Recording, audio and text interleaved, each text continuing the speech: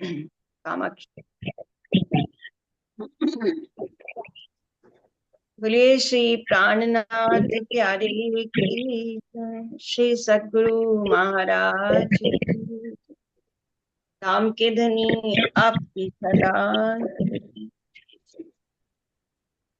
राम जी सुंदर साथ जी। सुंदर साथ जी बड़े महाराज जी की बहुत बहुत मेहर है, बहुत बहुत शुक्राना है। उनके चरणों में बारंबार प्रणाम है कि वो हमें अपने संग अपनी बीतक ना केवल सुना रहे हैं बल्कि साथ साथ चला भी रहे हैं। बस उनके चरणों में यही अर्जी है कि जो भी प्रसंग आ रहे हैं उनका एक एक शब्द लेने वाला ही है। हर प्रसंग में कोई ना कोई शिक्षा, कोई ना कोई सिखापन हमें महाराज जी देते जा रहे हैं। तो हम बस उनके चरणों में यही अर्जी है कि वो हमारे भी जीवन में वैसा हम उसको उतार पाए। जैसे कल की बीतक में भी साधु में जीवन की उन्होंने बात की कि जो कोई साधु हो जाता तो उसको स्वाद कैसा। तो ये केवल इसी उनके लिए ही नहीं है कि वो घर छोड़ गए या साधु हो गए तो परमात्मा की खोज में। ये हम सबकी भी जीवन यात्रा। हम गृहस्थी हैं तो क्या हुआ, लक्ष्य तो हमारा भी मानव जीवन का परमात्मा को ही प्राप्त करना है। क्योंकि मानव जीवन ही एक ऐसा तन है कि इसी योनि में हम परमात्मा को प्राप्त भी कर सकते हैं। और जो जीव को जन्म मरण से छुड़ाने का जो तोहफा राज जी ने हमको दिया वो इसी जन्म में दिया। और साथ में कलयुग में हम आए वो धन्य धन हुआ। हम प्राणनाथ जी के समय आए, हम धन्य धन हुए। हम महाराज जी के समय आए, रतन भाई के समय आए, हम धन्य धन हुए। क्योंकि हमें ये ब्रह्म ज्ञान भी मिला और हमें ये तारने वाले भी मिले। तो इसलिए राज जी बस इस अवसर को हमारा व्यर्थ ना जाने दें, उनके चरणों में है। और हम तो अपना प्रयास करें ही करें। तो अभी तक से जो भी हमें महाराज जी समझा रहे हैं उसको हम अपने जीवन में उतारने का प्रयास करें। तो आज की बैठक हम उन्हीं के हुक्म से, उन्हीं की मेहर से, वो स्वयं ही कहने वाले, वो स्वयं ही कराने वाले सुंदर साथ जी। हम लोग कोई भी ना तो कोई सुन सकता है, ऐसे बैठ भी नहीं सकता 3 बजे कोई दोपहर को। जिस पर उनकी मेहर होगी, उनकी कृपा होगी, वही ये सुन भी सकेगा। वही तो कहने वाले भी वही, सुनाने वाले भी उन्हीं की मेहर से ही हम सुन भी रहे हैं। तो आज की बैठक हम शुरू करते हैं अपनी पारुल, प्यारी पारुल सखी के भाव से। पारुल आप शुरू करो। प्रणाम।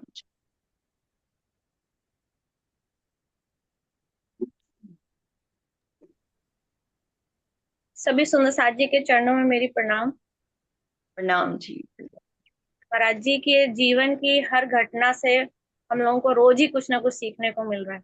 अगर वो सीख, वो बातें अगर हम अपने जीवन में 10% भी उतार लें तो हम हाँ सबके लिए बहुत बहुत बड़ी बात हो जाएगी। तो राज जी से पल पल यही अर्जी होती है अभी तो, कि आप इतना हम लोगों को हिम्मत दें कि हम उस रास्ते पे चल सके जो आप राह दिखा रहे हैं हमें।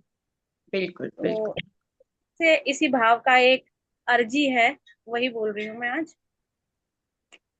बोलिए श्री प्राणनाथ प्यारे की जय। श्री श्री सत सद्गुरु महाराज की जय। ये मेरी अर्जी है,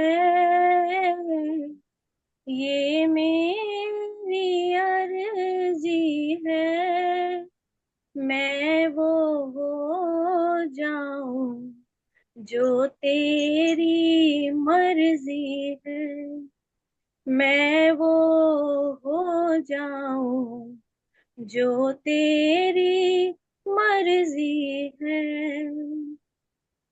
अब और न मन भटके, अब और न मन भटके, तेरे चरणों में आंखें मेरी यूं अटके, तेरे चरणों में आंखें मेरी यूं अटके। सुख धाम के याद करूं, सुख धाम के याद करूं, दुल्हा अपने का मुखमंडल याद करूं, दुल्हे अपने का मुखमंडल याद करूं। आज दिल में उदासी है, आज दिल में उदासी है, याद पिया तेरी भीतर तो जारी है, याद पिया तेरी भीतर तो जारी है। अब तू ही है मंजिल, अब तू ही है मंजिल, तू ही किनारा है मेरा, तू ही सहारा है, तू ही किनारा है मेरा, तू ही सहारा है।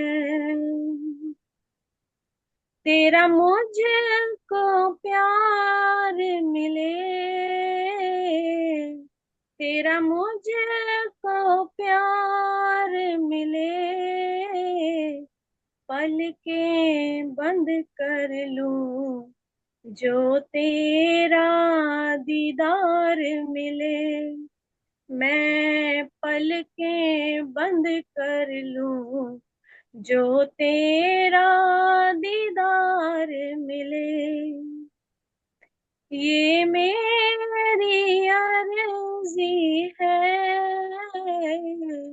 ये मेरी अर्जी है, मैं वो हो जाऊं जो तेरी मर्जी है, मैं वो हो जाऊं जो तेरी मर्जी है।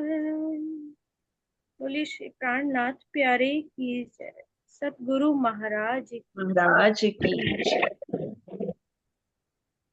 बहुत ही सुंदर भाव, और पंक्तियां भी बहुत सुंदर कि मैं वो हो जाऊं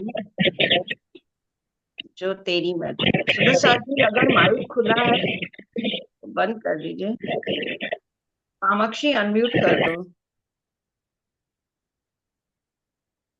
तो सुंदर साथ जी, जैसे कल बात की थी महाराज जी ने कि हमारी जो साधक है उसका लक्ष्य प्रधान होना चाहिए, है ना। उसके नेत्रों में जो उसका मंजिल है वो प्रमुख रूप से होना चाहिए। और संयम और साधना, एक साधक के लिए संयम जीवन में होना बहुत आवश्यक है। तो अभी जैसे ये भजन की पंक्तियां थी कि मेरा तो किनारा भी तू और मेरा अ, मंजिल भी तू, तो हमें तो अपना लक्ष्य हमें भी क्लियर है। कहने का मतलब है कि हम भी एक साधक हैं, साधना के पथ पर ही हैं, और अपने निज स्वरूप को देखना ही हमारा परम लक्ष्य है इस जीवन का, कि हम कहाँ से आए, कहाँ हमें जाना है। तो हमें राज्य में राज को जानना और उसमें अपने को विलीन करना, यही हमारा लक्ष्य है। तो हम भी इस यात्रा में महाराज जी के साथ आगे चलते हैं। जैसे जैसे महाराज जी यात्रा कर रहे हैं वैसे वैसे ही हम भी उनके अनुभव ग्रहण करेंगे और अपने उस आत्मा की यात्रा में ही हम आगे बढ़ेंगे। तो कल सुंदर साथ जी हमने देखा था कि महाराज जी एक बंगाल की खड़गपुर पहुंच गए हैं और बंगाल की होली देखने गए हैं, एक साधु महात्मा का चिमटा और कमंडल लेकर। लेकिन वो महात्मा जी चूंकि उनको बीमार होते हैं, बुखार आया होता है, तो जो माई होती है उनको ले जाकर वो ट्रेन में उनको ले जाती है। अब महाराज जी उनके पीछे पीछे जाते हैं, तो मिल तो जाते हैं वो दोनों, लेकिन वो साधु महात्मा बहुत उदास होते हैं। तो कैसे थे, तबीयत तो ठीक थी मगर थे गमगीनी सी हालत में। जब हम उनके पास पहुंच गए तो साधु ने कहा हमें, हम भी प्रण करके बैठे थे, अंजल उस दिन पावेंगे जिस दिन हमें हमारे साथी महाराज मिल जाएंगे। तो वो साधु महात्मा जी महाराज जी को मिलकर इतने खुश हुए, क्योंकि शायद उन्होंने सोचा ही नहीं था कि महाराज जी उनको मिल भी पाएंगे। तो वो भी अन्न जल अपना छोड़कर बैठे थे, और उन्होंने निश्चय किया था कि जिस दिन हमें हमारे साथी महाराज जी मिलेंगे उसी दिन हम अन्न जल ग्रहण करेंगे। दुष्टाई का पूरा परिचय इस माई ने दिखलाया, बेहोशी में लाई उठाकर साथ हमारा छुड़वाया, करवाया जलपान उन्हें बीतक सुनकर उनकी सारी। अब उन्होंने पूरी बात बताई कि कैसे कैसे मेरी तो तबीयत खराब थी, बेहोशी की हालत में ये माई हमको ले आई, और इसने पूरा अपना दुष्टाई का परिचय दिया, यानी उनको दुष्टा के रूप में उन्होंने बोला, और महाराज जी का साथ छुड़ाने के लिए उन्होंने ऐसा किया। उनकी पूरी बात सुनकर महाराज जी ने उनको बहुत सांत्वना दी, उनको जलपान कराया। तो फिर क्या हो गया, तुम्हें तो थी बुखार में लाचारी, अच्छा हुआ रेल से आ गए, पैदल तुमसे था दुश्वार। महाराज जी अब उनको सांत्वना दे रहे हैं कि क्या हो गया अगर वो ले भी आई तो, और तुम तो बुखार में थे, तो तुम लाचार में थे, तुम होश में नहीं थे, नहीं तो तुम कभी भी इसके साथ नहीं आते। कुछ बुखार की कमजोरी थी, कुछ रहते तुम निराहार, तो अच्छा हुआ कि तुम रेल से आ गए, क्योंकि तुम्हें बुखार था, कमजोरी भी थी, और तुम खाना भी नहीं खा रहे थे। सौंपा उन्हें कमंडल उनका, क्योंकि अमानत थी उनकी, अगले दिन फिर भी हमने तैयारी अपनी यात्रा की। महाराज जी कह रहे हैं उनका चिमटा और कमंडल लेके गए थे ना, तो उनका कमंडल उन्हें वापस किया, क्योंकि वो उनकी अमानत थी। अब महाराज जी यहाँ से अपनी आगे की यात्रा शुरू करेंगे। तो आगे हम देखते हैं कहाँ पर वो चलते हैं। अगले दिन महाराज जी अपनी आगे की यात्रा में जब चले हैं तो अकेले ही चलेंगे। चले अकेले यात्रा पर उस रोज महात्मा जी हमसे छोड़ गए माई और हमको, हुए लक्षित नजरों से। लेकिन एक अद्भुत घटना ही घट गई कि वो जो महात्मा जी थे ना, वो माई को भी छोड़ गए और महाराज जी को भी छोड़कर कहीं अलग ही चले गए, अलक्षित हो गए। मिले कहीं नहीं फिर आइंदा, बिछड़ गया अपना जोड़ा, अच्छा साथ मिल गया था हमको पर उस माई ने तोड़ा। वो महात्मा समझ गए थे कि हमें महाराज जी के संग वो रहने नहीं देगी माई, इसलिए वो माई को भी छोड़ गए और महाराज जी को भी कुछ नहीं बता गए। महाराज जी बहुत ढूंढते रहे, लेकिन कभी भी वो मिले नहीं आगे भी हमको।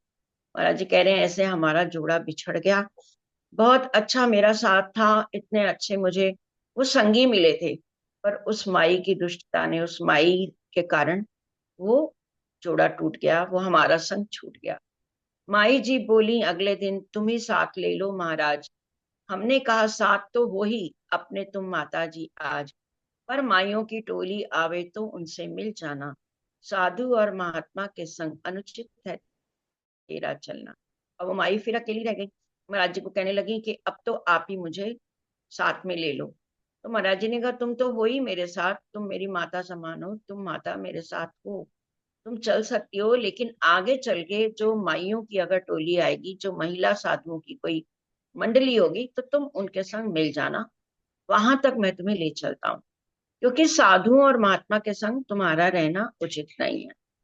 3 रोज बाद एक बस्ती के बाहर हम ठहरे, मौसम बदल गया, एकदम से बादल उठे बड़े गहरे, वर्षा शुरू हुई कुछ पड़नी, माई और साधु बोले। अब क्या हुआ कि 3 रोज बाद ही जब चलते हैं महाराज जी, तो एकदम से मौसम बदल जाता है और बादल बहुत गहरे गहरे उठ जाते हैं, तेज बारिश शुरू होने लगती है। तो अब वो माई और जो और साधु भी उनको मिल गए थे, वो कहने लगे हम तो बस्ती में ठहरेंगे, भागे ले आसन झोली। तो इतनी तेज बारिश होने लगी कि सब लोग बस्ती में जाके रुकेंगे, ऐसा सबने निश्चय किया। अपना अपना झोला, अपना अपना आसन लेके वो बस्ती की ओर भागे। लेकिन महाराज जी तो हमेशा ही बस्ती से बाहर ही रहते थे, गांव से बाहर, कोई आश्रम है तो उसके बाहर, वो अंदर कभी रहे ही नहीं। तो साथ साथ अपनी गीता भी चले गए वो लेकर के, हमें छोड़कर चले ना जाएं, गीता ले गए इस डर से। और क्या हुआ, महाराज जी की जो गीता थी वो भी वो साथ ले गए। उनको लगा कि कहीं महाराज जी हमें छोड़ के ना जाएं, तो इनकी ये हम गीता अपने पास रख लेते हैं। जाने के पश्चात उन्हीं के बारिश बरसी मूसलाधार, पेड़ तले बैठे रहे सिकुड़, बहुत आई ऊपर फव्वार। और इतनी तेज बारिश हुई, मूसलाधार बारिश। महाराज जी कह रहे मैं सिकुड़ कर एक पेड़ के नीचे ही बैठा रहा, और बहुत मेरे ऊपर फवारे आते रहे, बारिश का पानी आता रहा। नाग नागन सी लपलपा रही थी बिजली, गिर रही जलधार, और इतनी तेज बारिश चमक रही थी जैसे कोई नागिन लपलपाती है, वैसा बहुत तेज मूसलाधार वर्षा हो रही। उसी चमक में एक पेड़ की नजर आई हमको उजियारी, घुस बैठे जाकर उसमें, दिन निकले तक रहे वहीं। इतने में जब बिजली चमकी तो उनको नजर आया कि एक पेड़ में कुछ बैठने की जगह है उसके तने में, तो महाराज जी वहां जाके, एक जैसे कई बार पेड़ क्या होता है, गुफा सा बना होता है, तो वैसी पेड़ की एक बैठने की जगह उनको नजर आई, कोठड़ी सी। महाराज जी कहते हैं उसमें घुसकर बैठ गया, और दिन निकलने तक मैं वहीं रहा। पूरी रात उतनी बारिश में महाराज जी की रात वैसे ही कटी, वो वहीं बैठे रहे। हमें देखने साथ ही अपने आए, पर हम मिले नहीं। अब उनके साथी जब सुबह हुई, सब लोग उनको खोजने आए, पर महाराज जी कहते हैं हम मिले नहीं, क्योंकि वो उसके अंदर थे ना, पेड़ के अंदर। धूप चढ़े तक आए नहीं, जब माई और साधु महाराज, हमने भी सोची चलने की अपने परमारथ के कारण। अब जब कोई नहीं मिला उनको, ना माई मिली ना साधु महाराज कहीं दिखाई दिए, तो महाराज जी कह रहे हैं कि अब मैं अपनी यात्रा पर, अपने परमारथ के रास्ते पर, अपने जो आत्मा के कल्याण के लिए जो मेरा कार्य था, मैं उसको पूरा करने के लिए आगे चल पड़ा। आज अकेले ही चले, साथी ना कोई साथ, लंबी यात्रा खींच दी हमने बातों पर। महाराज जी कह रहे हैं कि अब मेरे साथ कोई भी साथी नहीं था, कोई मेरे साथ नहीं था, और मैंने बहुत लंबी यात्रा खींच दी, यानी मैं जल्दी जल्दी चलकर मैं बहुत दूर तक चला आया कुछ ही समय में। हम मेदिनीपुर ग्राम पहुंचे, आश्रम था जिसके एक समीप साध मंडली पड़ी हुई थी, बाहर आश्रम के नजदीक। हमारा जी एक गांव, मेदिनीपुर गांव में पहुंचे हैं। वहां पर एक आश्रम था, और आश्रम में तो साधु जन और ब्रह्मचारी लोग रहते ही हैं। तो उनका जो संचालन करता था आश्रम का, वो एक ब्रह्मचारी था। एक ब्रह्मचारी जी थे उस आश्रम के संचालक मात्र। जा बैठे हम भी उबालने को, खिचड़ी ले अपना पात, बनी ना थी अब तक निज खिचड़ी, एक महात्मा जी आए, हमें भी भोजन दोगे क्या, यह शब्द उन्होंने दोहराए। अमरा जी जब उस आश्रम के अंदर गए हैं, तो सोचा कि मैं भी अपना खिचड़ी बना लूं, तो अपना पात्र लेकर और उसमें खिचड़ी उबालने लगे। जब दाल चावल, अभी महाराज जी कह रहे मेरी खिचड़ी बनी ही नहीं थी कि एक महात्मा जी पहले ही आ गए, और इनसे कहने लगे कि हमें भी भोजन दोगे क्या। बेखौफ निडर संकोचहीन जैसा व्यवहार किया आके, और उन्होंने ऐसा व्यवहार किया जैसे उन महात्मा जी ने, कि जैसे महाराज जी को बहुत दिनों से जानते हैं। नहीं तो क्या होता है कि नए व्यक्ति से कोई भी, और खासकर भोजन कोई जल्दी से नहीं मांगता है, पहले कुछ परिचय हो, जान पहचान हो, तब तो कहता है। लेकिन वो तो सीधा ही आए, बेखौफ, बिना किसी डर के, बिना किसी संकोच के, और महाराज जी से कहने लगे कि मुझे भोजन दोगे क्या। हम भी कुछ आकृष्ट हुए उस प्रतिमा का दर्शन पाके। महाराज जी कह रहे हैं मैं भी उस मूर्ति का दर्शन करके, यानी उस व्यक्ति का दर्शन करके, उस महात्मा को देखकर हम भी आकृष्ट हुए, हम भी उसकी तरफ उन्मुख हुए। है किसका जो पूछ रहे हो, सभी आपका है महाराज। और महाराज जी ने इतनी सरलता से कह दिया महात्मा जी को, अरे किससे पूछ रहे हो, सब आप ही का तो है। यहाँ कौन कुछ लेकर आया जिसके लिए तुम पूछ रहे हो, तो इसलिए ये आपका ही भोजन है, आप इसको ले सकते हैं। जब तक वे पतरावल लाए, खिचड़ी थी तैयार हुई, पत्तल बिछी आन जब उनकी, हमने सब खिचड़ी उल्टी। भूतनाथ जैसा स्वरूप था, पवन निराली के इंसान। अब देखो महाराज जी को कैसे कैसे महात्मा मिल रहे हैं। एक महात्मा मिले, उनके संग संग चले, तो माई ने चलने नहीं दिया, बहुत वो सरल स्वभाव के। अब ये जो माची से महात्मा मिले, खुलवानी है, माची से अब जो खुलवानी महात्मा थोड़ी मिले, देर बाद पीना, ठंडा है नहीं। सुंदर, इनका भूतनाथ जैसा स्वरूप था। भूतनाथ होते हैं ना, जैसे भूत कैसा होता है कि जिसका बिल्कुल लंबा चौड़ा बाल, ऐसे बड़े बड़े आंखें बड़ी बड़ी हों, और ऐसे बिल्कुल नाया धोया जैसा ना हो, अजीब सा, ऐसे भूतनाथ होते हैं ना, भूत को देख कर ही डर लगने लगे, ऐसा स्वरूप।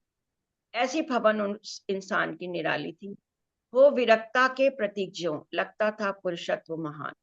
उसका ऐसा वह पुरुष लग रहा था कि जैसे विरक्त ही विरक्त है, उसने सब कुछ त्याग ही रखा है। नंग धड़ंगे थे, सिर्फ लंगोटी, नंग धड़ंगे सिर्फ लंगोटी, एक कमलिया का टुकड़ा, जटा जूट भस्मी भभूत सा। अब देखिए उन्होंने कितना सुंदर महाराज जी ने अलंकारिक वर्णन किया। समलंकृत उनका मुखड़ा, उनका मुखड़ा में जैसे जटाएं थी, जटाएं कैसी जूट जैसी हो जाती है ना, जब बहुत दिन तक बालों को ऐसे ही खुला रखे हैं तो वो जूट की तरह हो जाती। और भस्म और भभूत पूरे उन्होंने शरीर पर मल रखी थी, ऐसा मुखड़ा उनका पूरा भस्म और भभूत से पूरा उन्होंने अपने लगा रखा था, अपने मुंह पर पूरी भभूत सी, और शरीर पर भी नंग धड़ंग थे। तन पर कोई कपड़ा भी नहीं था, ऐसे भूतनाथ जैसे। महाराज जी ने उनका नाम ही भूतनाथ रखा। दृष्टि में थी कुछ कठोरता, शब्दों में तीखापन था। महाराज जी ने देखा कि उनकी जब बातचीत का तरीका काफी तीखा सा था, और दृष्टि भी कुछ कठोर सी थी।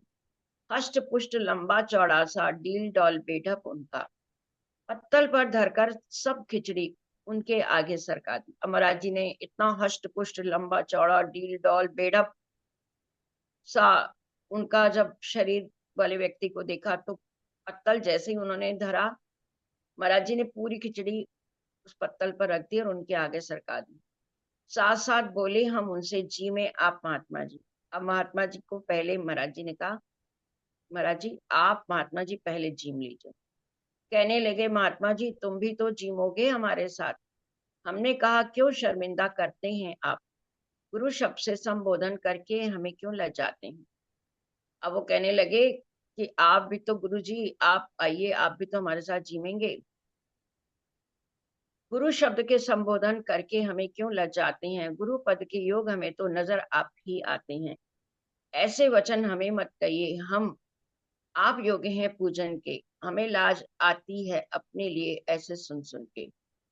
महात्मा जी अब इनको कह रहे हैं कि आप भी हमारे साथ, जब आप भी तो हमारे साथ भोजन करेंगे गुरु जी। तो हमने कहा कि क्यों आप हमें शर्मिंदा कर रहे हो, गुरु शब्द हमें कह के क्यों लजा रहे हो। गुरु पद के योग्य तो आप ही नजर आ रहे हो, जब इतने हष्ट पुष्ट इतने बड़े और वैसा नजर आए, तो आप ही हमारे गुरु हैं, आप ही पूजन के योग्य हैं। ऐसे वचन हमें आप मत कहिए। हाथ पकड़ अपना जबरन उसने अपने संग बिठलाया, उस ही पत्तल पर भोजन दोनों ने साथ साथ खाया।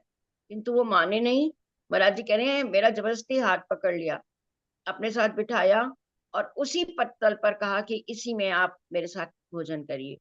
तो उसी पत्तल पर महाराज जी ने दोनों ने साथ साथ भोजन किया। अब देखिए महाराज जी उनको उनके स्वरूप को देखकर, और वो पहले उनको सब सौंप रहे हैं, लेकिन आगे से वो महाराज जी को बहुत चाहेंगे। अंदर से वो महाराज जी के बहुत शुभचिंतक होते हैं, देखने में वो ऐसे तांत्रिक जैसा होता है। उनकी और झूठ झूठ के दाने चावल के जो गिर जाते, जब ही उठा झट से लुकर में वे समेट कर खा जाते। ऐसे उच्च महात्मा ने जब जूठा खाना शुरू किया, तो हमने भी उनके आगे का खाना आरंभ किया। महाराज जी कह रहे हैं कि जब मेरे मुंह से कोई जूठा दाना चावल का यदि गिर जाता था, तो वो उसको उठाकर लुक में यानी हाथ में लेकर और उसको समेट के खा जाती थी। तो ऐसे उच्च महात्मा ने जब मेरा जूठा खाना शुरू कर दिया, तो महाराज जी कह रहे हैं हमने भी उनके आगे का खाना आरंभ कर दिया। बड़े प्रेम से जीमे दोनों, आया एक आनंद अपार। दोनों ने बहुत प्रेम से जीमा। जब एक दूसरे का जूठा खाने का ही वो हो गया, तो इसका मतलब बड़ी अंतरंगता। वो व्यक्ति देखिए शुरू में कितना बेखौफ है, और महाराज जी से एकदम से खुल गया, एकदम से एक रस हो गया। तो महाराज जी ने देखा जब वो मेरा जूठा तक खा रहा है, तो वो काफी उच्च महात्मा है, नहीं तो ऐसे कोई किसी का जूठा नहीं खाता। तो दोनों में एक प्रेम भाव तुरंत ही उत्पन्न हो गया, और बड़े प्रेम से दोनों ने एक ही पत्तल में जूठा, उनका जूठा गिर रहा है तो महाराज जी ले रहे हैं, महाराज जी का गिर रहा है तो वो ले रहे हैं। इस तरह से एक आनंद अपार आया। थोड़ा ही भोजन था, लेकिन पेट भरे की आई डकार।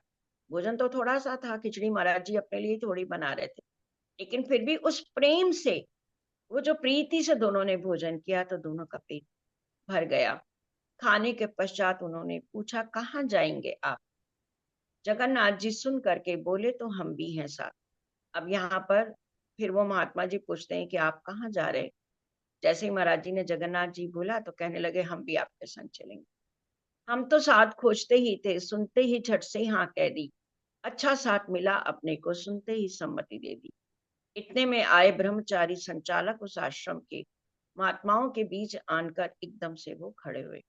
अभी दोनों बात ही कर रहे थे, और महाराज जी ने भी उनको सहमति दे दी कि नहीं, आप मेरे साथ चलिए, हम दोनों संग चलेंगे, क्योंकि महाराज जी एक साथ की तो खोज में है ही।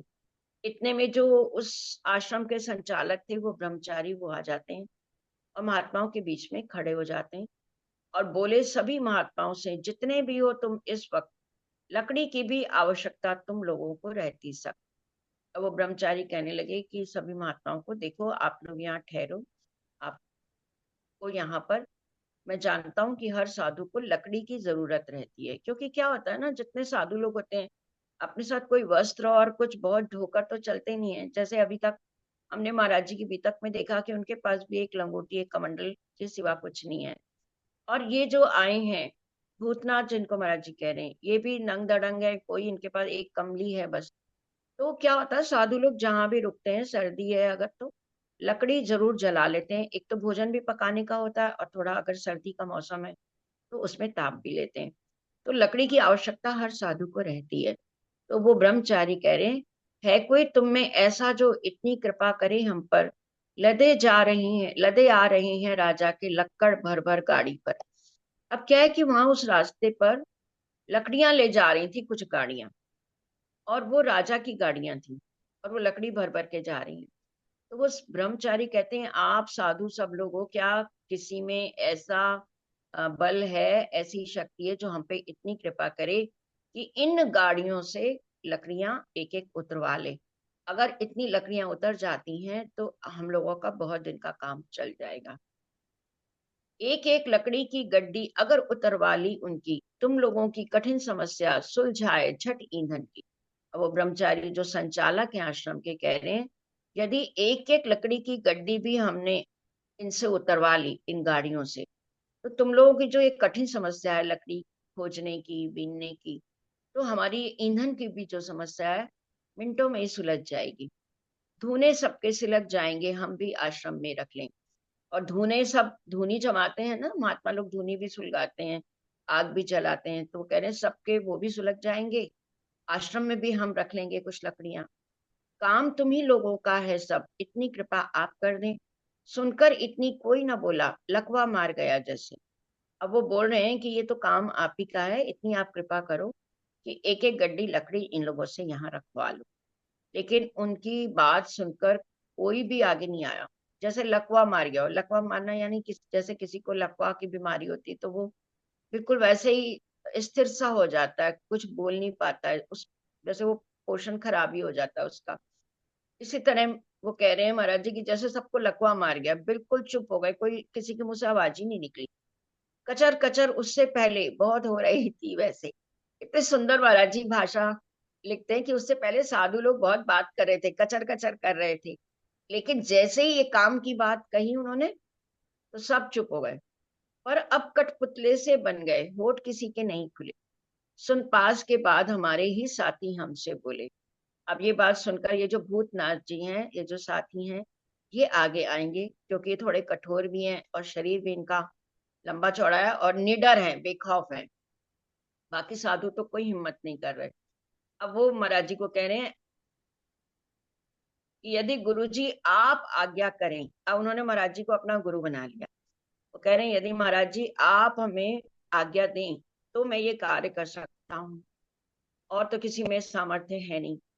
जितने लक्कड़ कहो उतरवा गाड़ी के नीचे धर दें। आप जितने चाहो मैं लकड़ियां उतरवा कर गाड़ी के नीचे रखवा सकता हूँ। हमने भी कर दिया इशारा, महाराज कुछ हर्ज नहीं, तुम तो हो सामर्थ्यवान, इन सब में तो सामर्थ्य नहीं। और महाराज जी ने भी उनको इशारा कर दिया कि कोई हर्ज की बात नहीं है, ये तो सबका सबका काम है, सबकी इसमें भलाई है, सबके आश्रम को भी काम आ जाएगा, सब साधु महात्माओं का भी काम आ जाएगा। तो ये तो बड़ा परमारथ का काम है, और तुम ही सामर्थ्यवान दिखाई दे रहे हो, इन सब में तो कोई भी हिम्मत नहीं लग रही है। कृपा आपकी से आश्रम में लकड़ी एकत्रित होगी, बड़ा प्राप्त होगा यश इससे, आश्रम की सेवा होगी। तो आप जरूर ये सेवा करिए, आश्रम की सेवा हो जाएगी और आपको भी बहुत यश मिलेगा, बहुत आपकी बढ़ाई होगी। लकड़ी वाला तो राजा है, इसमें हानि नहीं है कुछ। महाराज जी कह रहे हैं, अरे ये तो राजा है, हम कोई किसी गरीब का थोड़ी ना कुछ छीन रहे हैं। ये तो राजा है, राजा को तो वैसे भी प्रजा का देखना चाहिए। तो अगर राजा की गाड़ी से हम लेते हैं तो कोई भी इसमें नुकसान नहीं है, क्योंकि राजा तो दाता दाता होता है, प्रजा सभी होती भिक्षुक, क्योंकि प्रजा तो सब कुछ ले ही सकती है राजा से।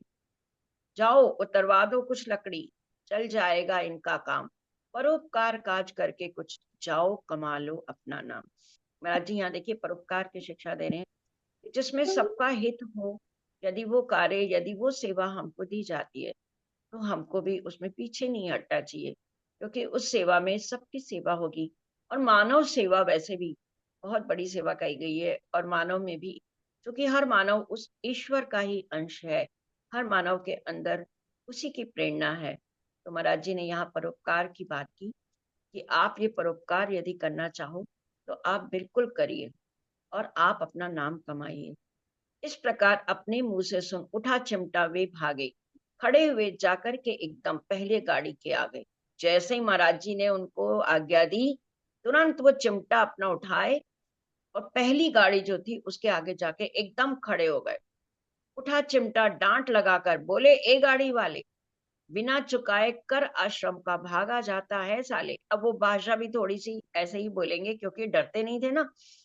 तो और डांट डूट के डांटने में सबसे आगे थे, और इतना उनका विशाल शरीर था, वैसे ही बबूत सी मली हुई है, बाल जटाएं, उनको देखकर ही कोई घबरा जाए।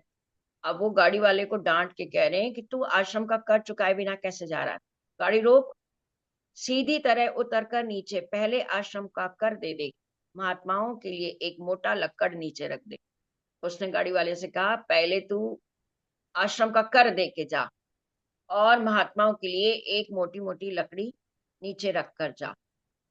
उनके कड़कदार शब्दों पर और प्रभा को लगकर, उनके इतने जो कड़क शब्द थे और प्रभा यानी उनकी जो ओजस्विता है उसको देखकर हर गाड़ी वाला एक लक्कड़ धरता तले उतार। अब उनसे डर के मारे हर गाड़ी वाला जाता उनके पास और एक एक लक्कड़ का गट्ठर वहां नीचे उतार के चलता जाता। उल्टी सीधी जो जबान पर आ जाती उनके गाली, चाहे जो भी हुआ सामने एकदम बस दे डाली। 100 के निकट गाड़ियां थी सब, जब अंतिम गाड़ी आई एक प्रसाद रूप गाली उस गाड़ी को भी पकड़ाई। अब वो हर गाड़ी वाले को गाली दे रहे थे और जैसा उनके मन में आ रहा था वैसा बोल रहे थे। तो डर के मारे सब लोग देते जा रहे थे। 100 गाड़ियां थी। अब जो अंतिम वाली गाड़ी आई तो उस गाड़ी को भी इन्होंने, उसके गाड़ीवान को भी इन्होंने गाली दे दी प्रसाद के रूप में। सुना अनसुना कर बैलवान ने, अब जो गाड़ीवान था ना उसने क्या अपनी गाड़ी रोकी नहीं, रोकी नहीं अपनी गाड़ी। ऐसा करते देख उसे पहले तो एक गाली झाड़ी। जैसे उन्होंने देखा कि ये तो रोक ही नहीं रहा, तो पहले तो उन महात्मा जी ने एक जोर से उनको गाली बोल दी। अच्छा साले, बिना चुकाए चुंगी चला जाएगा तू, देख तुझे मैं अभी आन कर कैसा ठीक बनाता हूँ। तू घमंड में है राजा के, हमें नहीं गिनता कुछ भी, हम भी अपना नाम बदल दे चल जाए जो तू भी। अब उसको चैलेंज कर दिया कि तू हमें बिना कर दिए जा रहा है क्या, तू क्या राजा से हमको कम समझता है क्या, तेरे को ये घमंड है ना कि तू राजा का है, तो तू मुझे अगर दे के तू गया बिना दिए तो मैं देख तेरा क्या करता हूँ, तेरा हश, हम भी अपना नाम बदल देंगे यदि तू ये बिना दिए चला जाएगा। एक चिमटा गाड़ी में जाते ही पहले मार दिया, फिर जाकर गाड़ी को पीछे एक हाथ से थाम लिया। तो एक तो गाड़ी में पहले उसको गाली दे दी और फिर जोर से उसको गाड़ी में चिमटा मारा, और फिर पीछे से जाकर एक ही हाथ से गाड़ी का पहिया पकड़ लिया। खिंच न सकी बैलों से गाड़ी एक इंच भी आगे को, हाँक रहा था मार मार कर बैल साथ थी गाड़ी। अब एक ही हाथ से उसने पकड़ ली और इतना उनमें ताकत थी कि वो बार बार बैलवान गाड़ी को मार रहा है, बैलों को मार रहा है, उनको हाँक रहा है, लेकिन बैलों से वो गाड़ी एक कदम भी एक इंच भी आगे नहीं बढ़ी। पर सर की नहीं गाड़ी आगे, बैल हुए बेदम एकदम। अब ले जा साले गाड़ी को, पहले ही कहते थे हम। अब मार मार के बैल जो थे ना एकदम बेदम हो गए, वहीं बैठ गए। जैसे ही वो बैठ गए बिल्कुल बैल, तो कहते हैं कि अब तू जा इनको ले जा। अब वो चलेगी कैसे, गाड़ी चल ही नहीं सकती। हम तो तुम्हें पहले ही कह रहे थे कि चुंगी लिए बिना साले में आगे जाने नहीं दूंगा। अभी बैल ही हुए हैं बेदम, तुझे भी बेदम कर दूं। और कह रहे हैं कि मैंने तुझे पहले ही कहा था कि तू चुंगी दिए बगैर नहीं जाएगा, लेकिन तूने माना नहीं। अभी तो तेरे बैल ही ये बेदम हुए हैं ना, अभी मैं तुझे भी बेदम कर दूं। इस प्रकार की लीला लगकर बैलवान था घबराया। अब वो बैलवान गाड़ीवान बहुत घबरा गया और जमी उतर कर नीचे उनके चरणों में गिरता आया और तुरंत ही उन महात्मा जी के, भूतनाथ जी के चरणों में गिर गया। हाथ जोड़कर खड़ा अगाड़ी होकर के बोला, महाराज, हाथ जोड़कर उनके चरण पकड़ लिए और बोला, जानबूझकर गलती की है, हमें माफ कर दो बस आप। ये महात्मा जी, बस हमें आज माफ कर दो। हमने ये जानबूझकर ये गलती की है, हमें मालूम था सारी बात, लेकिन फिर भी हमसे गलती हो गई। जिस लक्कड़ का आप इशारा करें उसे ही धर दूंगा। यदि सारी गाड़ी चाहो तो खाली एकदम कर दूंगा। अब इतना डर गया है वो बैलवान कि बैल भी उसके बेदम हो गए, मुझे भी ये कह रहा मार मार के बेदम कर दूंगा, तो ये तो कर भी देगा। तो तुरंत उनके चरणों में आया, कह रहे एक ही लकड़ी नहीं, एक गट्ठर नहीं, आप जितना चाहो, आप चाहो तो मैं पूरी गाड़ी ही यहाँ खाली कर दूं। ये तो महात्माओं से टक्कर लेता फिरता है साले, समझे थे भिकमंगे तेने या खड़िया पलटन वाले। अब उसको बोल रहे हैं साधु कि तू हम महात्माओं को क्या समझा था, तूने हमको भिकमंगे समझा था क्या, कि हम ऐरे गहरे हैं क्या, और या फिर खड़िया पलटन, खड़िया पलटन मतलब ऐरे गहरे जिसको बोलते हैं, ये हमको क्या, तो कुछ समझा नहीं ना, तू राजा की घमंड में था। कुछ थोड़ी सी देर और अगर अड़ता तो तुझे बतलाता, साधु से टक्कर लेने के दांव पेच में तुझे सब सिखलाता। अगर तू थोड़ी देर और अकड़ता ना, नहीं मानता, तो मैं तुझे साधुओं से टक्कर लेने का क्या नतीजा होता है, सारे दांव पेच तुझे सब यहाँ सिखलाता। जाओ, अब तो माफ किया, पर एक सजा हम तुमको देंगे। लक्कड़ बड़ा डालकर नीचे उसने उतर प्रणाम किया। तत्पश्चात वहां से गाड़ी वाले ने प्रस्थान किया। अब महाराज जी उन्होंने उनको माफ कर दिया कि ठीक है चलो जाओ, तुम्हें हमने माफ किया। अब उसने एक बड़ा सा जो लक्कड़ का गठरा जो सबसे बड़ा था, उसने उसको उतार के और प्रणाम किया, और वहां से गाड़ी वाले ने फिर आगे प्रस्थान किया कि कहो गुरुजी जो आज्ञा हो वही काम शुरू कर दूंगा, कमी अगर हो लक्कड़ की तो काम दोबारा शुरू करूं। अब महाराज जी से वो पूछ रहे हैं, गुरुजी देखिए इतनी लकड़ियां इकट्ठी हो गई, 100 गाड़ियां थी तो 100 तो लक्कड़ हो गए, ये बाद वाला तो और ज्यादा ही दे गया। तो महाराज जी से पूछ रहे हैं, गुरुजी इतना लकड़ बहुत है या मैं फिर से इनकी शुरू करूं धुलाई, एक एक गट्ठर और उतरवाऊं। तो अब महाराज जी कह रहे हैं, नहीं महाराज जी बस काफी है ये, अब इन सबको जाने दो, इन सालों से एक एक लक्कड़ गुरुजी और उठाने दो। अब उनको बहुत आ, मजा ही आ रहा है एक तरह से, कह रहे हैं अगर गुरुजी आप आदेश करें तो इनको डांट डूंट के ना इसी तरह एक एक लक्कड़ और उतरवा लूं, अब तो ये सारे दे देंगे। तो महाराज जी कह रहे हैं कि नहीं नहीं, अब इनको आप जाने दो। ब्रह्मचारी जी बोले उनसे, महाराज अब काफी है, गाड़ी वालों को जाने के लिए आप अब आज्ञा दें। राजा के घमंड में अकड़े चले जा रहे थे साले, इन्हें पता नहीं था फक्कड़ के सालों हाथ पड़े पाले। अब वो बड़बड़ाते जा रहे हैं कि देखा राजा के घमंड में कैसे अकड़ जा रहे थे, और मैंने भी इनको क्या मजा दिया, इनको पता ही नहीं था कि आज ये किसके पल्ले पड़े हैं। अब उनको अनुमति दे रहे हैं कि अच्छा अब जा सकते हो, आइंदा वैसा ना करना, जब गुजो आश्रम से होकर भेंट यहाँ लक्कड़ करना। और साथ साथ ये भी कह दिया कि यही तुम्हारी सजा है कि अब कभी फिर भी जब यहाँ आश्रम से निकलो तो भेंट यहाँ लकड़ी की करके ही जाना। भाग गए सब गाड़ी वाले,